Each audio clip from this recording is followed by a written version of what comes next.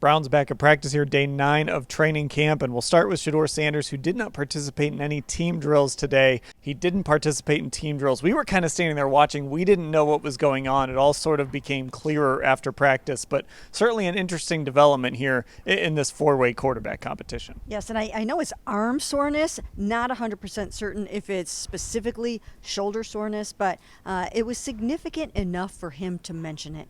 And I think that's really important because these guys know how important every single rep is right now, and if they're going to take themselves out of a practice or even out of a drill, it's got to be something that's really, really bothering them. So he will have an exam this afternoon, not an MRI yet. That will only come if the initial exam warrants it. So we'll have to see where this is going. But all of the sudden, the four-way Browns quarterback competition is currently a two-way competition because Kenny Pickett is still idle in team drills with his hamstring.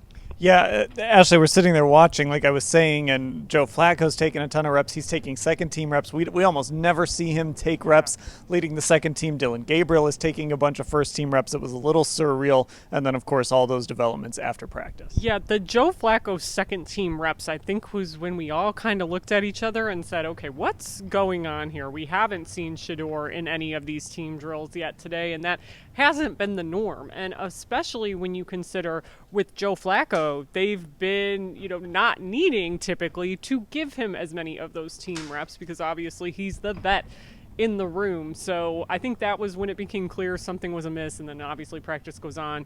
You don't see him, and it's a ton of reps that are just not characteristic for Joe Flacco's practice plan at this stage of training camp or this stage of his career even. Now, the other injury, of course, that we're all monitoring is Kenny Pickett, who practiced again today, but once again did not participate in team drills. Now, he did participate in the opportunity period they do at the end of practice. They call it the hungry dog. It's trademarked by Jim Schwartz, all of that fun stuff. But he did participate in that. But Mary Kay, Kenny is working his way back from this hamstring injury. Told us he's never had a soft tissue injury like this before. And, as you've pointed out, if Kenny's going to win this job, it's going to be in part because of his mobility. And he's basically said this is something that's going to affect him for a few weeks.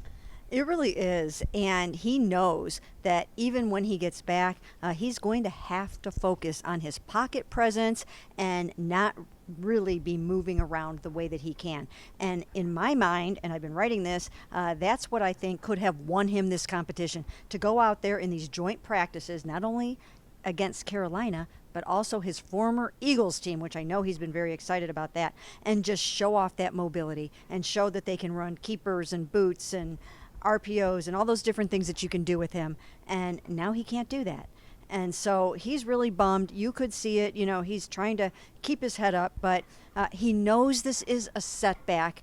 And he's going to try to do everything he can to get back as soon as he can. Yeah, Ash, I was a little surprised when he talked after practice how open he was about the idea of the frustration of not being able to be out there. A lot of times these guys will just kind of say the right things, but he basically said anytime you're not out there in a competition, it hurts you. And I thought that was interesting. Yeah, at first I was like, did I hear him correctly? Because we're just not used to players, I think, being that candid about injuries or dealing with injuries, and in this particular setting where they're at a podium. But yeah, when I went back to transcribe it, I'm like, oh, I did hear him right. He did talk about that, and I think it kind of underscores what Mary Kay was saying. These guys know how valuable each and every rep they're getting is when you're in a competition with four guys. Again, a four-quarterback battle, not very common, and I think, unfortunately, injuries have even derailed that for this group. Now, a couple of injuries on the defensive side to keep track of. Well, one injury and one precautionary rest, whatever that is.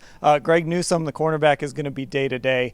He hurt his shoulder breaking up a pass to Jerry Jeudy. He was out there today. He obviously didn't have his helmet on, but he was involved a little bit, cheering guys on, just kind of being a part of things. So probably not a lot to worry about with Greg Newsome. Myles Garrett, like I said, Kevin Stefanski called it precautionary, but also said it was rest.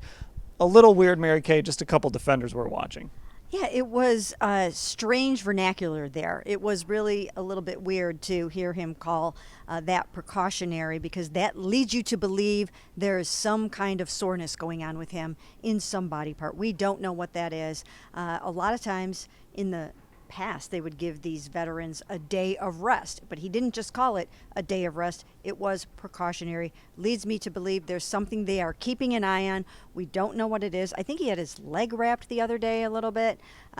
So just something to watch as we move through the next couple weeks. Yeah, and of course, look, the good news with Myles is normally he can just kind of show up and look like Myles Garrett, but he is getting a little older. You do monitor these things, and I guess it's a good thing that they're taking some precautions here, Ashley, because the goal with a guy like Myles, get him to week 1. Yeah, I think that's an important point, and also the fact that everyone's kind of like, okay, that wording was weird, and I think we've kind of come to expect it. And we even had last week as an example to give people an idea. Like, we asked about Grant Delpit not being in team drills, and no one really said anything. And then it was a couple more days, and we still didn't see him. And then when we followed up, specifically asking if there was an injury or a minor injury, then they divulge. So I do think sometimes that information will trickle out, and that's why we have to keep a close eye on it. Okay, we'll cover everything that happened today at training camp, any updates we get on Shedeur Sanders and that arm, everything at cleveland.com/Browns.